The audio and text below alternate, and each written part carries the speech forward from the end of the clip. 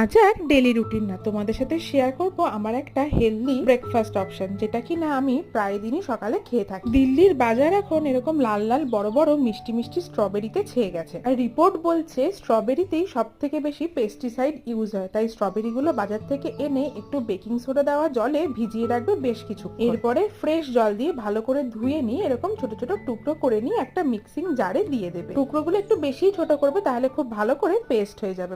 এরপরে এর মধ্যে দুধ মিশিয়ে দেবে, তোমরা যে যেরকম দুধ খাও, যেমন আমি এখানে গরুর দুধ দিয়েছি, বাট তোমরা চাইলে সোয়া মিল্ক, ওট মিল্ক অথবা আলমন্ড মিল্ক যা খুশি ব্যবহার করতে পারো। দুধ দিয়ে পরে বেশ কিছুক্ষণ মিক্সিটা ঘুরিয়ে নিতে হবে। স্ট্রবেরিটা দুধের সাথে খুব ভালো করে মিশে গেলে পরে সাথে আমি একটু ঘরে বানানো ড্রাই ফ্রুটস পাউডার আর খুব সামান্য গুড় মিশিয়ে দিয়ে আরেকবার মিক্সিটা চালিয়ে নিয়েছিলাম। ব্যাস রেডি হয়ে গেল healthy, tasty and creamy strawberry shake. দিল্লিতে এখন বেশ একটু গরম পড়েছে, তো তাই আমি না একটু বরফ দিয়ে খেয়েছিলাম। তবে রোজ রোজ কিন্তু আবার বরফ দিয়ে খেও না।